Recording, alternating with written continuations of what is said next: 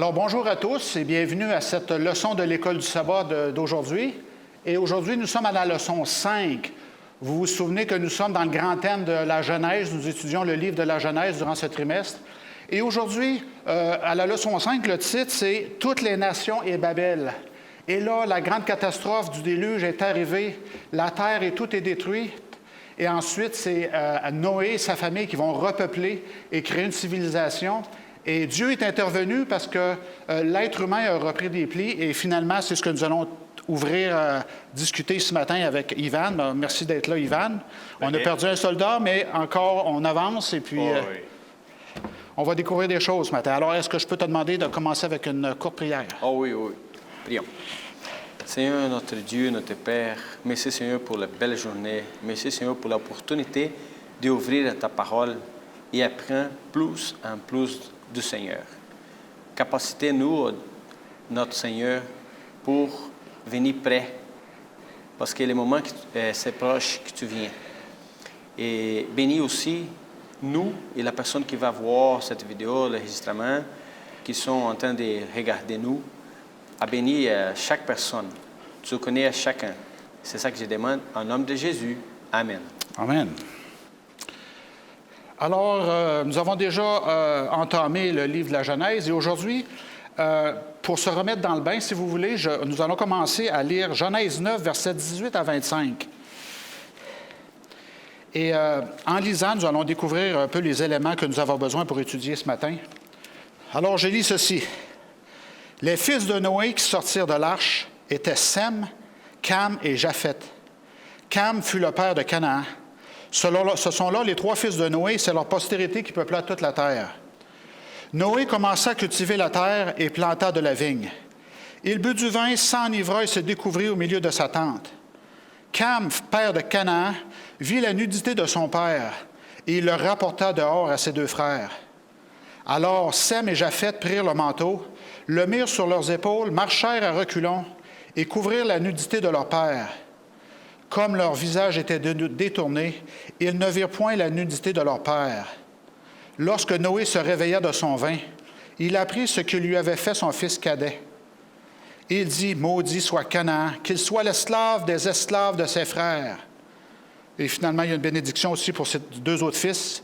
Il dit encore, béni soit l'Éternel, Dieu de Sem, et que Canaan soit leur esclave.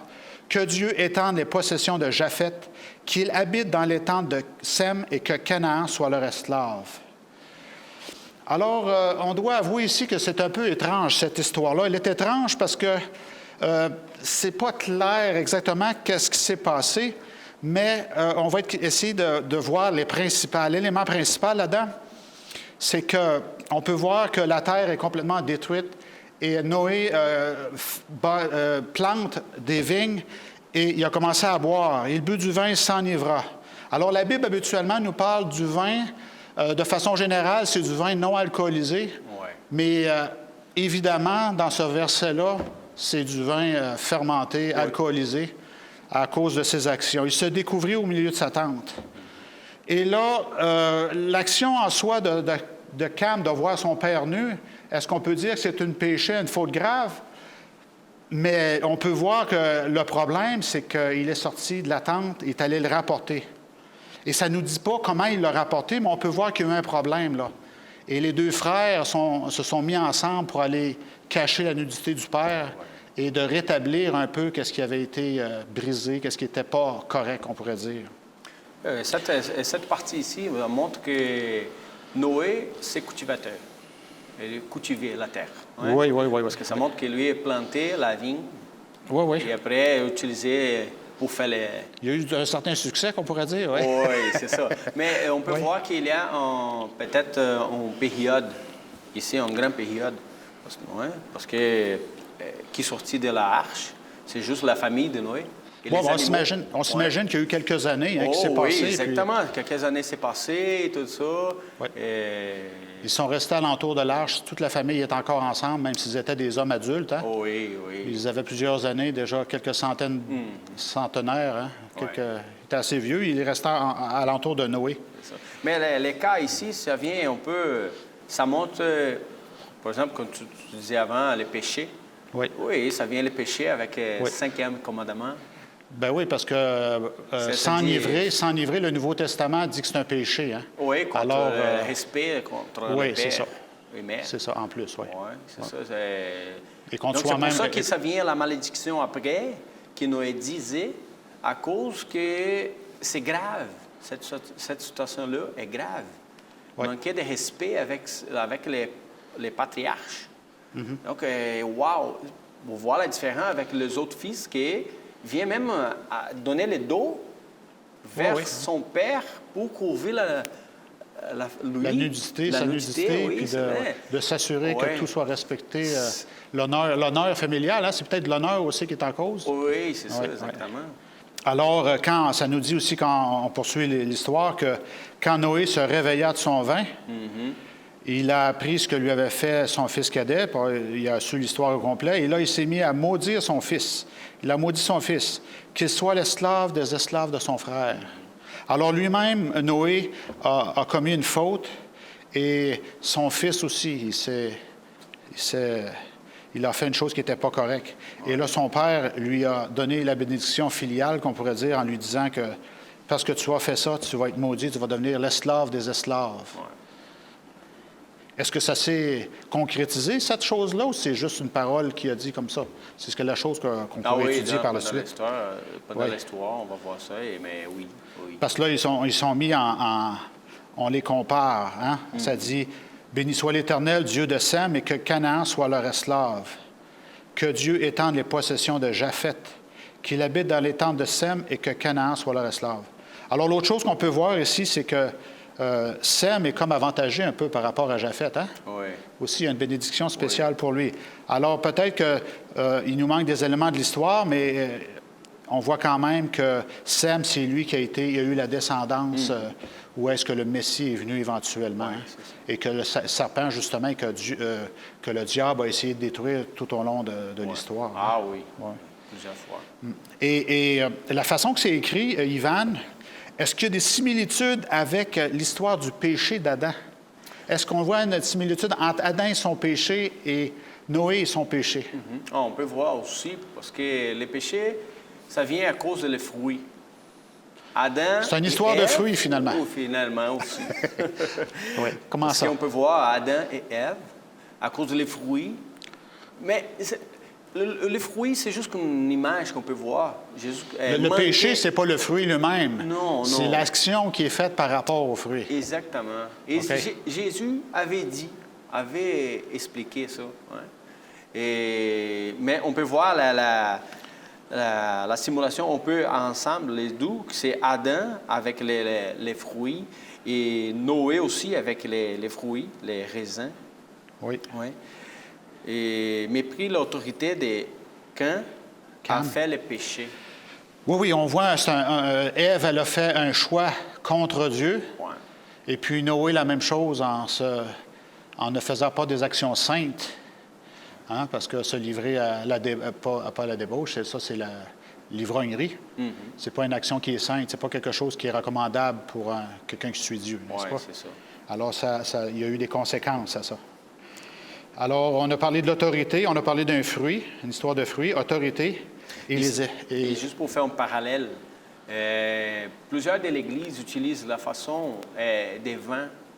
Ah, regarde, même Jésus boit des vins. Oui, aujourd'hui, on banalise ça beaucoup. On peut hein? boire des vins quand même, pas grave, la Bible dit ça, mais toutefois que la Bible disait que c'est des vins, par exemple, Jésus, quand on fait la Sainte Seine, c'est pas des vins comme ça, comme alcool, qui avait Alcoolisé, oui. C'est pas fermenté. Non, c'est pas fermenté. Non, la culture juive faisait un jus de raisin qu'il conservait de très grande qualité. Exactement. C'est vraiment ça. Et on peut voir qu'est-ce qui arrive à une personne qui boit des vins alcoolisés. Les effets? Ces effets, oui, c'est une ça histoire qui arrive, précise, oui. Et l'effet dure jusqu'à aujourd'hui parce que ce sont nos premiers parents, n'est-ce pas? Exactement. Exactement. La personne perd la conscience, fait des choses qui... Impures.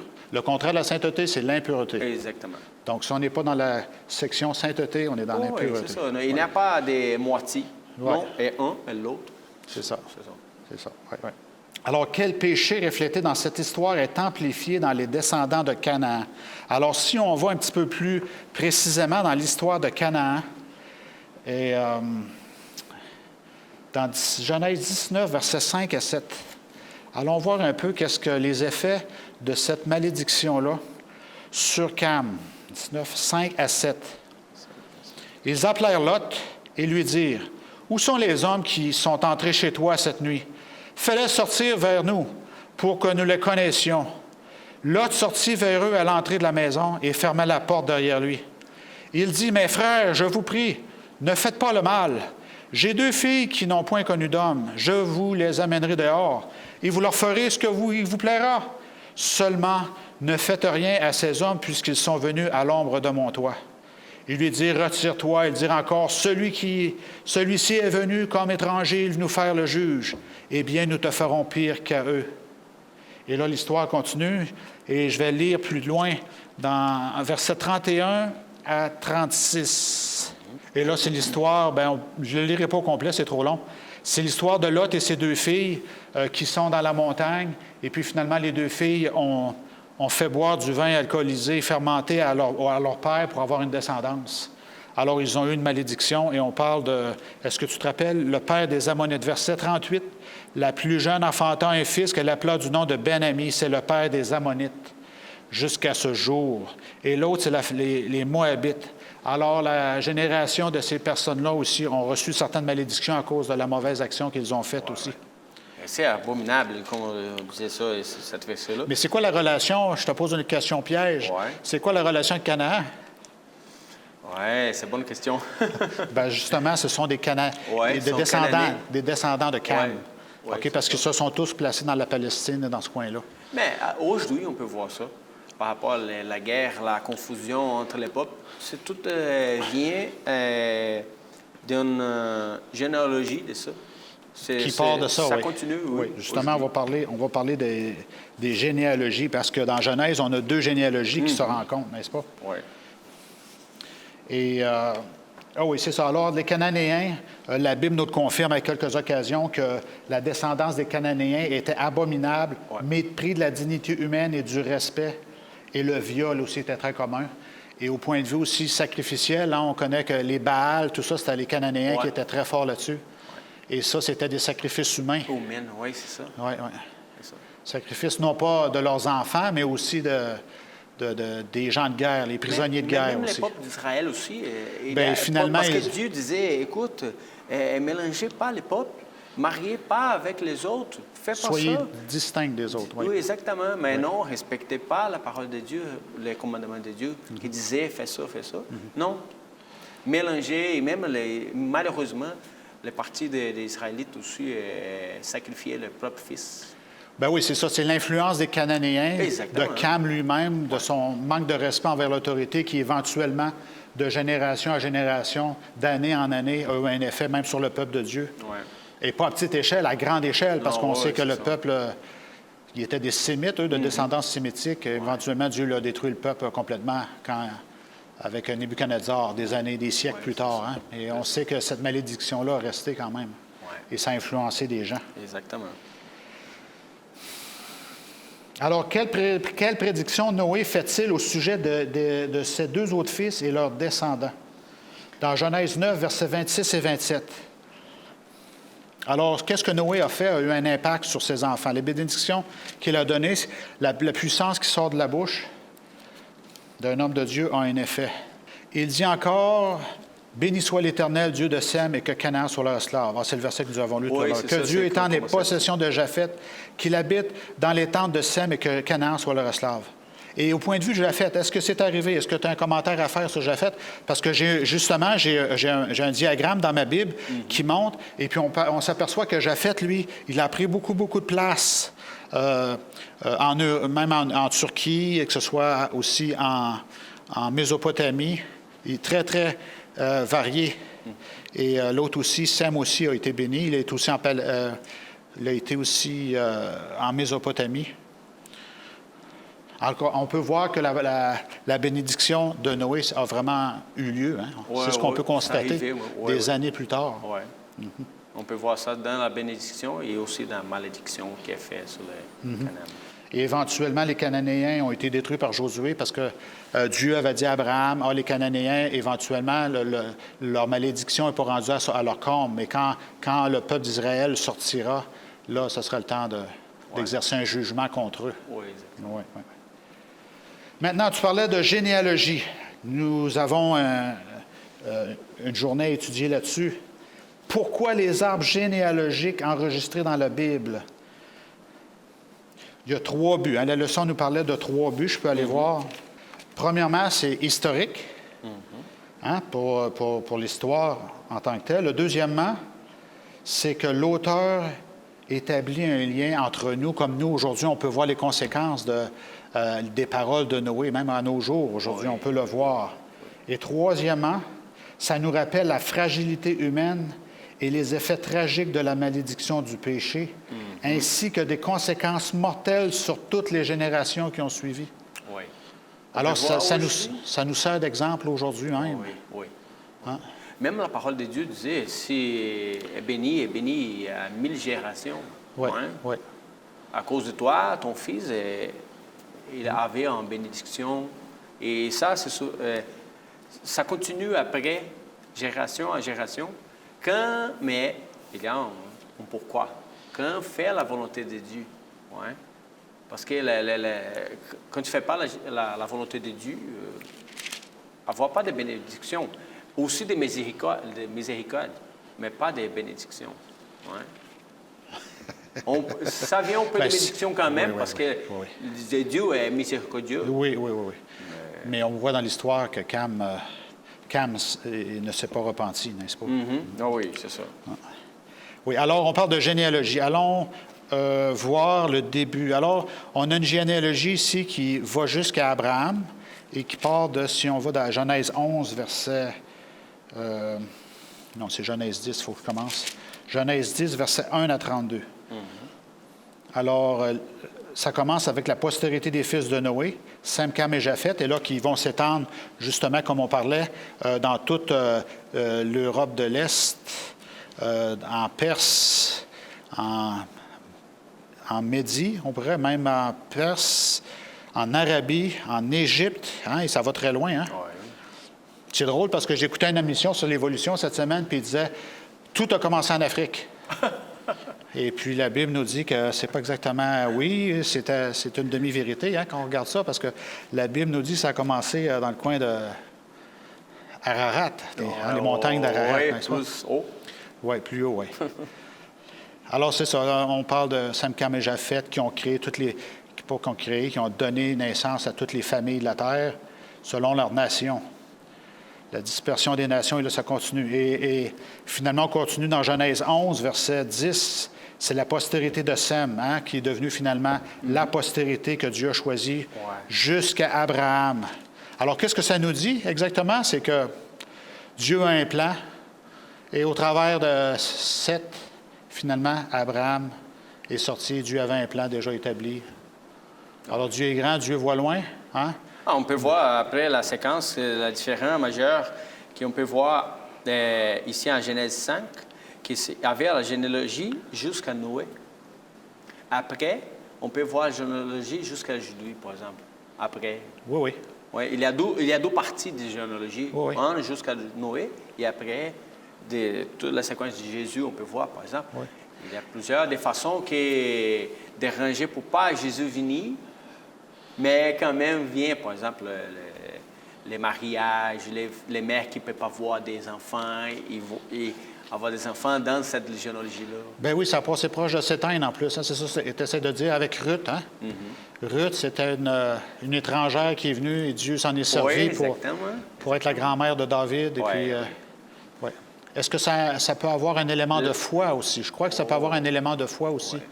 De voir que Dieu prend soin de nous et que Noé, c'est vraiment notre grand-parent. Là, on ne vient pas dans le fond de l'Afrique, on a évolué des millions d'années. C'est ça. On ne vient pas des singes.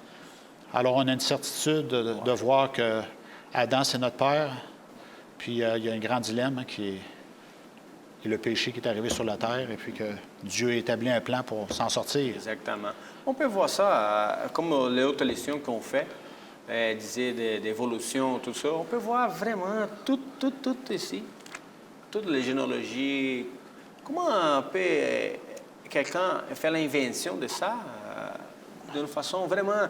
Par exemple, une fois j'écoutais, si on prend la loi des trafics, elle est faite avec plusieurs des gens ensemble, OK? Il fait la loi de trafic, de circulation. De circulation oui, routière. C'est ça, exactement. Vas-y. Mais si on prend la Bible, c'est plusieurs des gens qui écrivent, pas ensemble. Oui, c'est pas un effort concerté. Exactement. Il n'y a pas de défaut comme les lois de circulation, par exemple, qui est fait ensemble. Tout ça, on va faire la réunion, on va discuter, on va faire la loi pour le trafic, par exemple. C'est complètement différent. Quand tu prends la Bible, tu vas voir les 1500 ans de différents, un à l'autre, qui commençait, à qui finit l'Écriture. Oui. On va voir que c'est wow! Oui. C'est comme on connaît l'autre pour faire... Oui. C'est comme j'avais prêché la semaine passée que qui a écrit la parole de Dieu, c'est le Saint-Esprit. Oui, c'est ça. Hein? Tu peux pas avoir une invention là, sur 3000 ans. Exactement. On peut voir dans la généalogie et montre le Christ, Jésus-Christ, de où il vient, tout ça. Oui. Il y a une origine et puis il y a un but derrière ça, puis c'est grand. Oui. Quelles informations supplémentaires sont incluses dans l'arbre généalogique de Jésus? Matthieu 1, 1 à 17. Alors, on a parlé des deux généalogies dans Genèse, et puis là, on fait une référence à Matthieu. Quelle autre information qu'on peut avoir avec celle de Matthieu? Puis on sait qu'il y a des petites choses qui peuvent être difficiles à comprendre là-dedans, mais qu'est-ce que ça nous enseigne? Tu l'as déjà dit, hein? C'est qu'on peut voir toute l'image que Dieu a un plan. Et l'autre chose qu'on peut voir dans le petit détail, c'est que Dieu, même quand le peuple israélite a été détruit par Nebuchadnezzar, Dieu avait même averti que ça va durer 70 ans et le plan va continuer. L'histoire n'est pas finie là. Non. Et ça a été jusqu'au Christ, finalement. Hein? Dieu a protégé sa lignée jusqu'au Christ. Et la leçon aussi nous dit qu'il y avait 14 générations chaque. Le Christ est un humain comme nous. Oui. On va avoir 14 générations pour arriver jusqu'à Jésus. Bien, c'est ça, c'est pour arriver jusqu'à Jésus. Et c'est ça l'idée aussi de Matthieu 1, c'est de montrer que Jésus-Christ est pleinement humain. Oui. Qu'il avait un père, et ce père-là, c'était pas un extraterrestre là, qui est descendu avec un autre ADN que la nôtre. Là. C'est vraiment un humain comme nous. Lui n'est pas comme... Je connais une religion qui dit que c'est une force. Wow, mais non, c'est pas une force. Il est né, tout ça, de carne. Oui, la chair, en chair, avec des tendons, un cerveau, exactement, des comme muscles comme nous. Souffrir comme nous aussi. Oui. Donc, c'est pas une force. Oui. Ça montre ça aussi dans la parole. Oui. Et c'est ça, ces deux généalogies-là se rapportent au Messie aussi, dire que Dieu avait un plan tout le long. Oui. Alors, on continue dans l'histoire. L'histoire continue, et là, il y a une civilisation qui commence. Et il y a des gens qui font exactement ce que Dieu avait dit à Noé. Dieu avait dit à Noé, répandez-vous sur toute la terre, puis dominez sur la terre. Mais il y a des gens qui disent, non, en Mésopotamie, ici, on a un potentiel incroyable. Ouais. On va rester ici. Accumulation de capital. On a compris comment ça marchait, nous. Et là, qu'est-ce qui s'est passé? Hein? On va essayer d'expliquer un peu. Qu'est-ce qu'ils ont fait dans Genèse 11, 1 à 4? Et je vais lire la dispersion des nations. Hein, c'est plusieurs années après l'histoire de Noé et de ses trois fils. Là. Ouais. Toute la terre avait une seule langue et les mêmes mots. Comme ils étaient partis de l'Orient, ils trouvèrent une plaine au pays de Shinéar et ils y habitèrent. Ils se dirent l'un à l'autre, « Allons, faisons des briques et cuisons-les au feu. » Et la brique leur servit de pierre et le bitume leur servit de ciment. Ils dirent encore, « Allons, bâtissons-nous une ville et une tour dont le sommet touche au ciel, et faisons-nous un nom, afin que nous ne soyons pas dispersés sur la face de toute la terre. » Alors, ils ont fait exactement ce que Dieu avait dit à Noé de ne pas faire. Bâtissons-nous une ville. Hein, vous savez que quand on étudie l'histoire, une ville, ça demande des besoins spéciaux et ça demande aussi de la spécialisation. Alors, quand il y a de la spécialisation, il y a de l'accumulation de capital, il y a des gens riches puis des gens qui vont exploiter d'autres. C'est le problème qui arrive. Et c'est l'histoire de la Mésopotamie aussi en même temps, hein, parce qu'on les voit, ces tours-là en Mésopotamie. Et ça ne s'est pas arrêté là. Mais on parle d'une tour spéciale ici. On ne sait pas exactement c'est laquelle, parce qu'on a encore des vestiges archéologiques, mais on ne sait pas c'est lequel, sur lequel qui avait bâti une tour qui voulait être au-dessus des nuages, qui disait, hein? Qui touche au ciel. Et l'idée, faisons-nous un nom. Ici, on peut voir vraiment le dernier verset. On peut voir vraiment la volonté de Satan. Oui, bien, nous faire un nom. Toujours la volonté de Satan Oui. par rapport à Ève, Adam et Ève. Et ici, on peut voir aussi encore grandir, c'est plus haut, et tout ça, la volonté de la puissance. Est-ce que ce n'est pas les mêmes mots que Ève en a entendu? Tu ne mourras pas, puis tu vas devenir comme un Dieu. Ouais. On va se faire un nom, hein? C'est un peu ça qui revient. Exactement. C'est l'orgueil humain encore qui s'élève. Exactement, les mots exacts, c'est ça, orgueil, parce que Dieu a détruit la terre avec les déluges. Oui. Qu'est-ce qui est arrivé après? Les sénales, les arcs-en-ciel, là. Oui. Puis il ça, disait la promesse de Dieu, c'est quoi? Je ne vais pas détruire la terre encore avec des lots. Oui. Non, mais les autres n'écoutent pas. Il fait quoi? Oh non, on va faire un gros tour. Si ça vient encore déluge, mais Dieu disait qu'il ne va pas déluge. Oui. Ça veut dire qu'ils ont mis en doute la parole de Dieu déjà en partant. Hein? Oui. On peut s'imaginer, c'est comme une génération plus tard, et les mêmes problèmes du début recommencent. Oui. Oublier c'est qui Dieu, oublier la volonté de Dieu. À ce moment-là, et c'est triste quand même parce que ça prend une direction vraiment contraire. Vers la destruction une autre fois. Hein? Et je trouve aussi, parce que la leçon, fait une seule langue. Je vais partager une expérience propre, la mienne. Oui. Parce que vous savez que je suis immigrant. Je crois que nos amis qui regardent les vidéos aussi savent, parce que mon français, ce n'est pas exceptionnel. Alors, je me souviens quand je suis arrivé ici, waouh, j'ai prié à Dieu, Seigneur. Je me souviens toujours de la Tour de Babel. Tout le monde parlait juste en langue. Et quand je suis arrivé ici, j'ai assis à l'église. Et je ne comprends rien. Je dis, Seigneur, comment je vais faire? J'ai besoin de comprendre. Je veux comprendre. Et comment je vais faire? Et toujours ma tête souvenir de la Tour de Babel. Je disais, waouh, tout le monde parlait juste une langue. C'est parfait. C'est bon parce que je viens de l'autre pays. J'ai pu assis à l'église, écouter les pasteurs faire la prédication et je vais comprendre. Moi aussi. Moi, j'ai appris l'anglais. Wow. J'ai appris l'anglais en travaillant en Ontario, moi. Oui. Alors, je connais aussi c'est quoi. Tu te faire donner un ordre, puis quand tu reviens, tu dis, c'est pas ça que j'ai dit d'autres choses. Et là, il répète encore, et là, ton patron n'est pas content. Et puis, oui, c'est ça. Ça. Mais quand tu lis Patriarche et Prophète aussi, c'est ça qui est arrivé dans la tour. La tour était fonctionnelle, apparemment. Et là, les ordres en haut, puis les ordres en bas, là, quand les langues sont arrivées, les choses se rendaient plus en haut, puis là, le problème a commencé en haut. Ouais. Parce que les intermédiaires qui apportaient les choses en haut, c'était pas les bons outils, c'était pas la bonne brique. Et puis là, la chicane a pogné. Ah, oui. Et là, Dieu est intervenu aussi avec, apparemment, la tour s'est effondrée parce qu'il y aurait le tonnerre qui serait tombé dessus aussi. Mais quand on lit dans Patriarche et Prophète, c'est vraiment... On sent le problème avec les langues, justement. C'est vrai. C'est vrai. Ici, de deux façons. Dieu disait, écoute, je ne veux pas que tout le monde reste ensemble.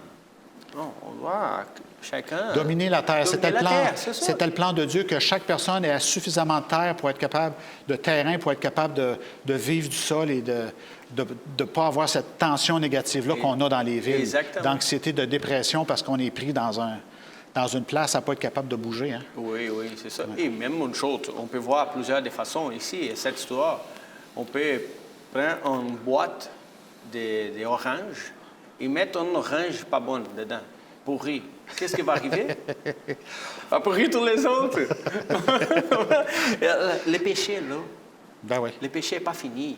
Alors, Jésus nettoyait la terre. Lui, ils sont là. Mais c'est pour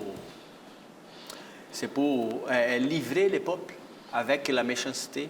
Donc, la façon de changer la langue dans la Torah aussi, c'est pour diviser les peuples. Oui. Un, pour arrêter la construction, et l'autre, pour diviser les peuples. Oui. Bien, on peut lire d'ailleurs, c'est Oui. intéressant. Hein, c'est au verset 5, Genèse 11, verset 5. Et puis, ça fait partie du caractère de Dieu. Hein? L'Éternel descendit pour voir la ville. Moi, je ne suis pas capable de m'élever vers Dieu, mais lui peut venir vers moi. Hein? Oui. Alors, c'est un principe de Dieu que Dieu descend toujours vers nous. Dieu descendit pour voir la ville et la tour que bâtissaient les fils des hommes. Et l'Éternel dit, « Voici, ils forment un seul peuple et ils ont tous une même langue. C'est là qu'ils ont entrepris. Maintenant, rien ne les empêcherait de faire tout ce qu'ils auraient projeté parce que la construction allait bien. Ouais. Allons, descendons et là, confondons leur langage afin qu'ils n'entendent plus la langue les uns les autres.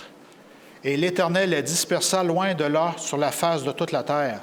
Ils cessèrent de bâtir la ville. » Alors, on peut sentir cette frustration-là, hein, parce que tout le monde se spécialisait, et puis là, peut-être le langage s'est spécialisé, et Dieu est intervenu aussi pour que ça devienne incompréhensible. Là, c'était vraiment frustrant, tout le monde, et chaque spécialisateur est venu frustré.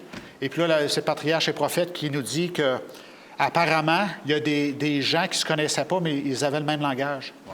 Et Dieu a utilisé ce phénomène-là pour que s'ils parlaient le même langage, ils se mettent ensemble, ils disent, ben là, on va s'en aller plus loin, sinon il va y avoir une guerre. Et Dieu a utilisé cette façon-là pour que tout le monde s'en aille. Ouais. Et c'est là que l'homme a commencé à peupler la terre. Oui, c'est ça. Ouais.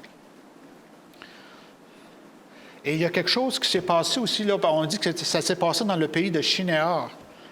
Mais peut-être, je ne sais pas les dates, là, c'est plus que 1000 ans plus tard, il y a quelque chose qui est arrivé dans la plaine de Dura. Au même endroit, il y a quelque chose qui est arrivé. Hein, dans Daniel 3, 1, Nabuchodonosor avait érigé une statue. On s'imagine à peu près dans le même endroit. Et là, il a exigé l'adoration de sa statue en or devant tout le monde. Et c'est un peu bizarre de voir comme si l'histoire se répète. Hein? Cette place-là a été comme empreint de quelque chose de spécial et plus tard, il y a quelque chose encore qui est arrivé contre Dieu. Hein? L'homme s'est élevé contre Dieu et là, c'est le roi Nabuchodonosor lui-même que Dieu est intervenu pour le faire réfléchir, hein, lui donner des tribulations pour le faire réfléchir. Et comme tu as dit, Yvan, tu as bien dit, tu as dit qu'on peut voir le caractère de Satan là-dedans, dans le comportement humain. Ouais. Est-ce qu'on doit se surprendre de ça? C'est la question qu'on peut se poser. Hein? On peut se poser, mais je ne crois pas qu'on doit se prendre avec ça, parce que depuis toujours, quand Satan est sorti de la terre, sorti du ciel, la volonté de lui, c'est toujours prendre la place de Dieu. Et ça, comme tu disais, c'est comme l'histoire où se répète. Oui, aujourd'hui, on est en train aussi d'avoir la répétition de ça, de tout ça, par rapport à notre futur. Parce qu'on peut voir, la prophétie disait quoi? Satan va voir aussi encore essayer de prendre le trône de Jésus. Alors, le combat a toujours lieu, même aujourd'hui? Oui, même aujourd'hui. Même aujourd'hui. On va voir à bientôt, et je crois qu'à notre génération, on peut dire des générations, je crois même à notre génération, on va voir le Christ. On peut voir les deux forces invisibles qui sont au travail, n'est-ce pas? Exactement. Exactement. Oui. Oui. Et puis là, on avait un verset qui nous rappelait Ésaïe 14, versets 12 à 14. Hein? Et puis là, c'est Ésaïe qui fait une prophétie sur Lucifer, hein, quand il disait « J'élèverai mon trône, je monterai au ciel à l'extrémité du septentrion. » Hey, ça ressemble un peu à ce que les gens de Babel essayaient de faire aussi. Hein? Alors, hein, on a l'exemple de Ève, on a l'exemple de ces gens-là, et on a l'exemple aussi de Satan lui-même, hein, où ce que le mal a commencé. Oui, exactement. Ouais. Est-ce qu'on peut avoir ça aujourd'hui aussi? Comme tu dis, aujourd'hui, on a la même chose. Hein? Oui. On a aussi les gens essaient de se créer des tours, hein, que ce soit spirituellement ou vraiment physiquement. Hein? Oui, dans l'esprit de prophétie, je me rappelle d'avoir lu un commentaire sur le fait que les hommes essayaient de se bâtir dans son temps, même dans son temps, au 19e siècle, les gens qui avaient la tendance de vouloir bâtir des bâtiments de très haute, très, très haute, puis ils disaient qu'il y a un esprit derrière ça et l'esprit n'est pas bon. Qu'est-ce que ça veut dire, ça? Ça veut dire que j'habite dans une ville, mais moi, je vais montrer que je suis un peu... Va faire mon nom. Mon nom, les peuples de Babel disaient ça. On va construire, on va faire notre nom. On va se faire un nom. Les autres vont voir nous, ils vont wow, touche pas ça, ce peuple-là. Ouais, alors, c'est pas des valeurs divines, n'est-ce pas, de vouloir s'élever et d'être... Oui, c'est ça. C'est comme tu disais, c'est pas pour servir. Ouais. C'est pour que les autres viennent servir lui. Ouais, justement, c'est pas Jésus, la volonté de Dieu, les plans de Dieu, c'est pas ça. Jésus, dans la chambre haute, c'est ça qu'il disait justement, je suis venu pour servir et donner ma vie. Hein? Exactement. Hein? Et de nous, de la même façon, on est ici pour servir notre communauté, servir les gens et donner notre vie pour faire connaître Dieu, faire connaître l'amour de Dieu. Exactement. Hein? Comment pouvons-nous éviter le piège de l'auto-exaltation en essayant de faire un nom pour nous-mêmes plutôt que chercher à exalter le nom du Seigneur? Comment peut-on faire comprendre aux gens qu'on doit être humble et donner notre vie pour les autres? Aujourd'hui, c'est très difficile, n'est-ce pas? Oui, ça, c'est difficile, c'est vrai. Mais, par exemple, j'ai vu une histoire d'une madame qui était une fille, c'est pas une madame, une fille, qu'elle était vraiment en difficulté avec la dépression. La dépression. Dépression. Okay? Mais avait aussi un peu d'orgueil, pas de volonté d'aider les autres, tout ça, non. Juste qu'elle. Pourquoi elle a tombé dans la dépression? Parce qu'elle a pensé, c'est tout vers elle. Mais le monde, ça ne fonctionne pas comme ça. Et qu'est-ce que la famille fait pour penser, peut-être tu vas faire une mission, va t'aider, tout ça. Et quand elle était à la mission en Afrique, par exemple, changer complètement la vie. Elle regardait, vu la difficulté des autres, elle disait, pourquoi moi? Pourquoi? C'est qui moi? J'ai tout à la maison, j'ai tout dans mon pays, et elle ici, il n'y a rien, rien. Elle est guérie de la dépression, guérie de tout, et elle a dit non, je vais servir et jamais arrêter de faire la mission à l'autre pays pour aider les autres. Le fait qu'elle fasse une mission, c'est là qu'elle s'est ouverte, puis elle a arrêté de penser à ses problèmes, puis Oui, je trouve ça, c'est une bonne, j'ai vu une bonne histoire, une bonne réflexion de la vie. Wow, c'est vrai, quand on regarde la difficulté de l'autre, on arrête de voir nous-mêmes. Toujours être centré sur nous-mêmes, focusé sur nous-mêmes. Ça change complètement la vie. La vie. Aujourd'hui, on peut malheureusement voir le travail de Satan, avoir les selfs. Je vais faire les selfs. C'est toujours directionné à moi. Moi. Donc ça fait mal. Mais en plus, les gens disent que c'est logique parce que quand je suis au travail, je dois donner le maximum. Les gens demandent le maximum. Mon conjoint demande au maximum. Alors, moi aussi, quand j'ai la chance, je dois demander au maximum aussi. Alors, c'est une mauvaise logique, c'est une mauvaise façon de voir la vie. Hein? Oui. Et c'est pas la chicane que je vais retourner avec la chicane à vous. Ouais, la guerre ça. Avec la guerre, ça règle rien avec ça. Oui, c'est sûr. C'est ça. Il faut s'arrêter et réfléchir vraiment comment est-ce qu'on peut. Et la solution se tourne toujours vers Dieu, finalement. Oui. Quelle leçon importante pouvons-nous tirer de la réponse du Seigneur à cet acte de rébellion? Au point de vue spirituel. On peut aller voir Genèse 11, versets 5 à 7, peut-être pour se redonner, se ressaisir un peu. Là. C'est ce que nous avons lu, que Dieu est venu, puis c'est ça, il a créé les langues, comme tu disais. Et Dieu, on peut voir aussi, Dieu venu descend pour voir ce qu'il fait. Et après, on peut voir, je me souviens l'autre histoire aussi, que Dieu descend pour voir qu'est-ce qui est arrivé à qui, tu te souviens? Oui. Sodome et Gomorrhe. Oui, la même histoire. C'est pour ça qu'on a pris ce verset-là. Il y a beaucoup de similarités là-dedans dans cette histoire-là. On peut voir Dieu veut être présent à côté pour voir exactement pourquoi il dit ça. C'est pas pourquoi d'une question de doute, non, mais lui veut la miséricorde, lui veut sauver chacun. Et quand le peuple allait loin, il dit, wow, voir la dernière fois pour voir s'il y a un à sauver. Parce qu'il a si besoin de mort. Ces gens-là ne voulaient pas s'approcher de Dieu. Alors, il dit, ce sont mes enfants. On va aller voir si on peut les aider, si on peut faire quelque chose. C'est vraiment, on peut voir ici un amour extraordinaire. Oui. Ça peut sembler comme une punition de Dieu, dire, Dieu a fait tout ça, mais en réalité, c'était pour dire, vous êtes dans le mauvais chemin, là, vous ne voulez pas me servir, puis ça va tout mal aller, votre chose. Là. Alors Dieu les a dispersés. avec les langues, tout ça. Alors aujourd'hui, on est prêt avec ces langues-là, mais c'est Dieu qui est derrière ça. Ouais. Et on peut voir ici, par exemple, comme je disais, Dieu venu ici pour voir les peuples Ouais. et faire de la différence, langue, tout ça. Après, Dieu vient sur les Sodome et Gomorrhe. Ensuite, Jésus vient comme fils pour montrer comment ça marche. Oui, oui. Et après, Jésus revient encore. Ben, c'est ça, les lois, les êtres humains ne sont pas portés à étudier les lois, vivre les lois, donc on l'apprend par la misère, hein? Par des sentiers détournés, Dieu nous rappelle dans le bon chemin droit. Ouais. Aujourd'hui, Dieu nous appelle ça. Et il revient bientôt justement pour Régler le problème une fois pour toutes, parce que là, tout va avoir été démontré par plusieurs fois, plusieurs cycles. Hein? Exactement. Exactement. Comme tu disais avant, l'histoire, ça répète. Oui. Encore. Oui. Oui. Et Dieu a un grand plan. Dieu est derrière tout ça, alors on n'a pas besoin d'avoir peur. La décision de Dieu de descendre est-elle un acte de jugement ou un acte de pitié? C'est ce que nous venons de dire. Oui, c'est une grâce. Hein? Oui, c'est une grâce, c'est les deux. C'est un fait. peu les deux. Oui, c'est les deux. Parce que leur travail a été détruit. Cette tour-là n'existe plus aujourd'hui. Donc, ça a été anéanti. Et Dieu, ça a été un acte de pitié, finalement, parce que la guerre avait commencé, était en train de prendre lieu, prendre place. Et dépendre de Dieu. Allons lire Psaume 139.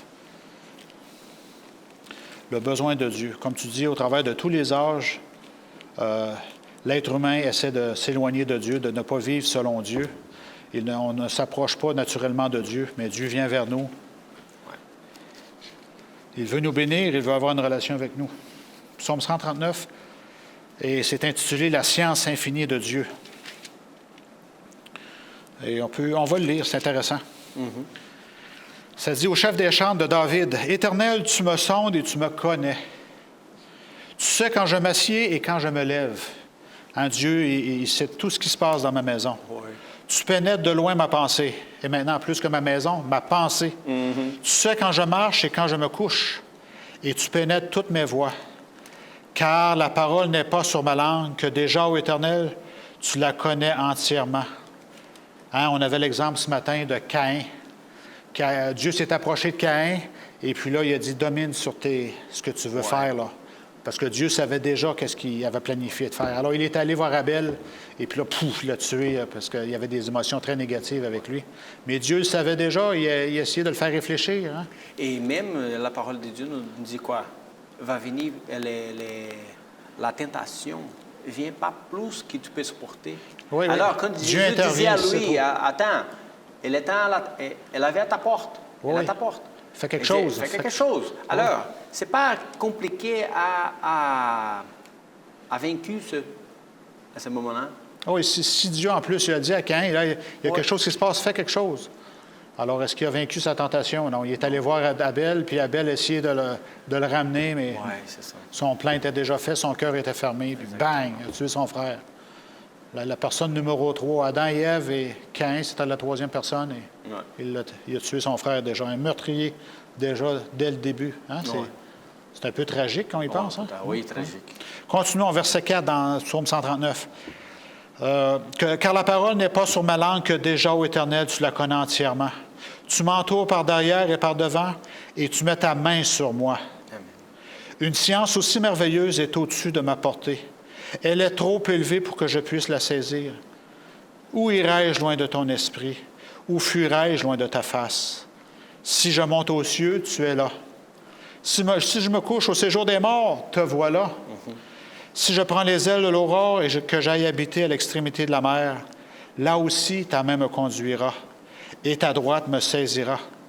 Et si je dis, au moins les ténèbres me couvriront, la nuit devient lumière autour de moi. Alors, on ne peut pas fuir Dieu. Il n'y a aucune façon qu'on peut fuir Dieu. On est ses enfants et c'est la façon qu'il nous a créés. Même les ténèbres ne sont pas obscurité pour toi. La nuit brille comme le jour et les ténèbres comme la lumière.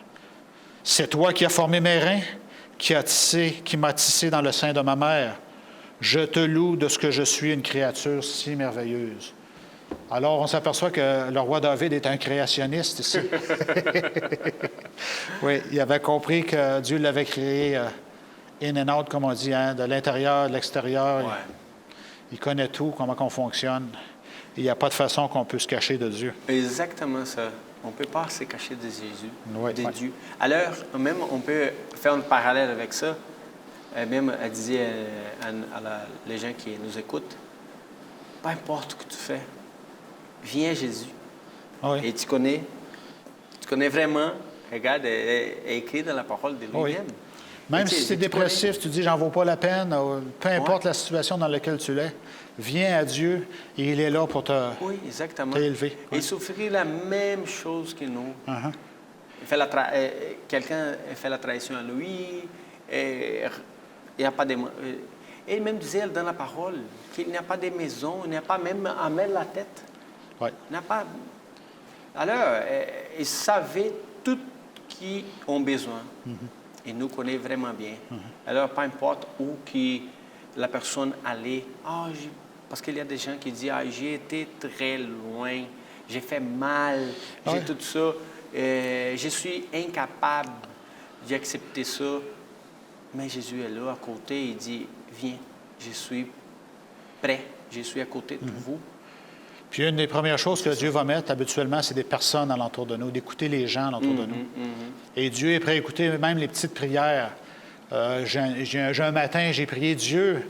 Il me semble que je suis pas en contact avec beaucoup de gens, mais moi, mets quelqu'un sur mon chemin.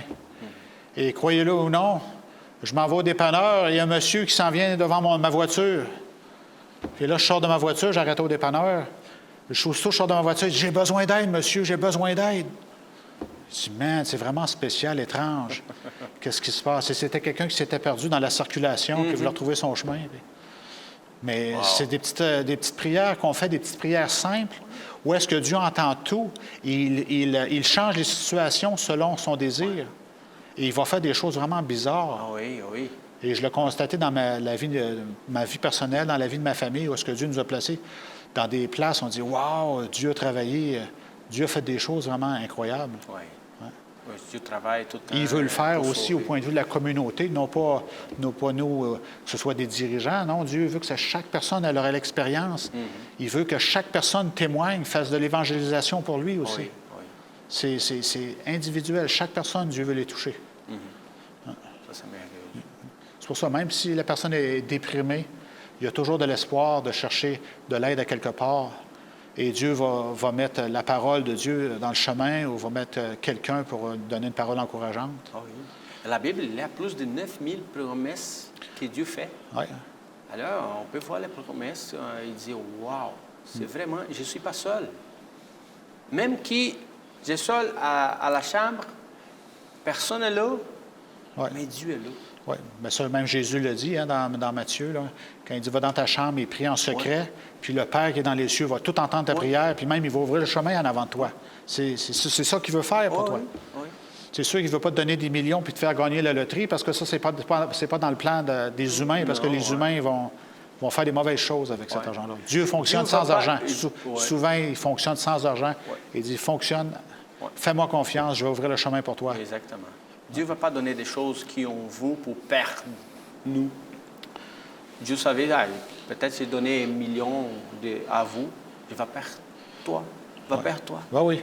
Avec les J'ai plus actions, besoin, avec j'ai- les choses qui peuvent changer. Alors Dieu va dire, non, je ne vais pas donner ça. Si j'ai donné ça, je vais perdre toi. Ben oui, c'est sûr. Il ne fait pas ça. C'est sûr. Alors, on a parlé de même David. Hein? David, c'est 1000 ans avant Jésus. Ça fait 3000 ans de ça que David a écrit ça sous l'inspiration. Ouais. Et David, c'était une personne qui a vécu beaucoup d'expériences en tant qu'humain. Et le Saint-Esprit a travaillé au travers de lui. Puis, on peut être réchauffé par toutes les... ce qu'on peut lire. Ah, sont de belles paroles. Ben, c'est des belles paroles, certains. Ça nous encourage, hein, qu'on parle du créationniste qui m'a tissé dans le sein de ma mère. Je suis une créature si merveilleuse. Alors, il reconnaissait ça. Hein? On n'a pas besoin de la science des hommes quand on possède la science de Dieu. Non. Dieu va ouvrir le chemin. Hein? On donnait la confiance des hommes qui changent tout le temps. Ouais. Des idées changent tout le temps. Dieu, ça ne change rien. Jamais va changer. Alors, est-ce que tu as d'autres commentaires? On a quand même assez couvert assez de beaucoup de points. Même si on était seulement 2, on a essayé de couvrir tout. Je pense que... Alors, le plan de Dieu, c'est ce qu'on disait. C'était dans le plan de Dieu, finalement, que la tour de Babel se démolisse et que les gens se répandent sur toute la terre. Ça a été le plan de Dieu, finalement, même si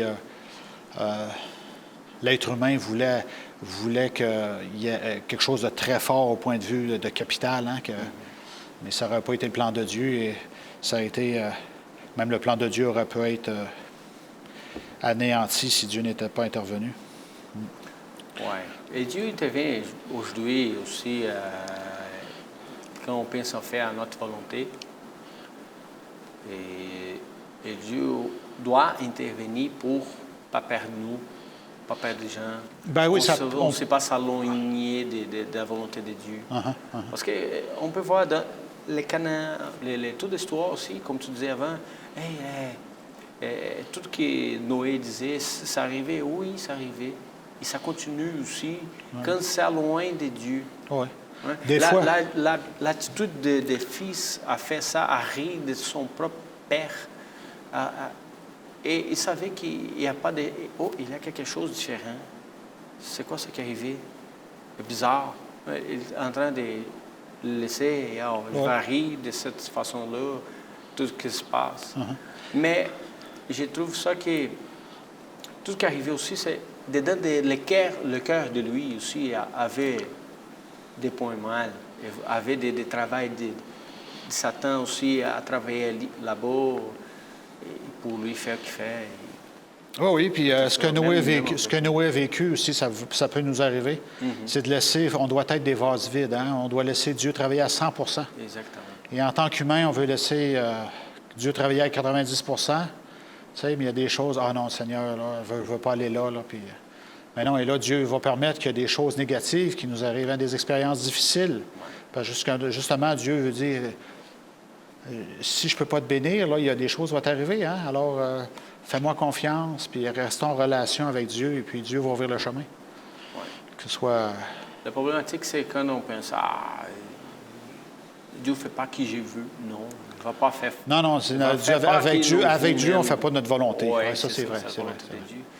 Et ça, donner des autres pas contents, les autres restaient pas contents. Ben, les gens qui ne connaissent pas Dieu, ils pensent qu'on est fou. C'est de la folie, comme l'apôtre Paul dit. Vous êtes fou complètement. Là.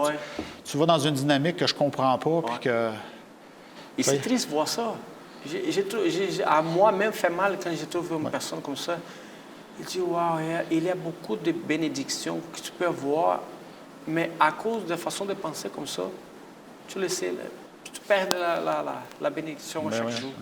Et on sait que présentement, nous vivons dans le luxe, dans le matérialisme, mais les prophéties nous disent que ça s'achève bientôt.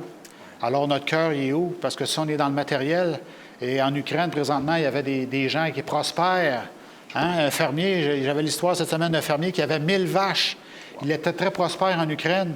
Et cette semaine, il n'était même pas capable de traire ses vaches. Wow. Alors, ses vaches étaient en train de mourir ici et là. Et puis... C'est triste. Ouais. Alors, la prospérité, c'est très éphémère et on doit avoir notre confiance en Dieu. Ouais. Comme Matthieu disait, Matthieu 6,33, cherchez le premier, les ciels, le royaume de Dieu.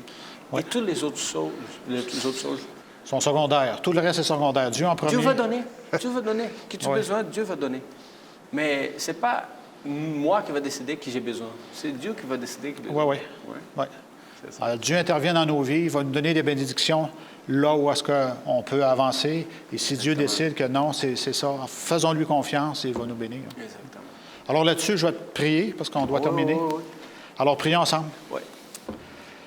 Alors, notre Dieu, notre Père, nous te remercions pour les exemples que nous voyons dans la Bible qui nous enseignent que tu as prévu dès le début, tu nous as montré que le Messie devait venir, il était un humain.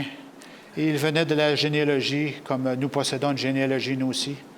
Et que tu as pris soin de faire en sorte que ton plan puisse fonctionner, même dans les moments où est-ce que l'humain a presque réussi à se bâtir une tour contre toi.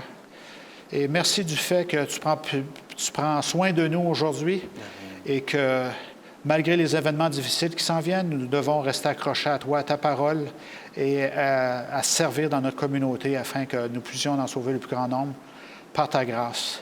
Merci pour toutes tes bénédictions et que cette semaine soit une semaine de bénédiction et d'avancement de ton œuvre. Et merci pour le fait que tu nous écoutes aujourd'hui, que tu réponds selon ta volonté et pour ta gloire. Alors, c'est au nom de Jésus que nous prions. Amen. Amen. Alors, merci à tous de votre écoute et passez une bonne semaine. Et n'oubliez pas, il est écrit, l'homme ne vivra pas de pain seulement, mais de toute parole qui sort de la bouche de Dieu. Alors, étudions la parole et il va nous bénir. Amen. Amen.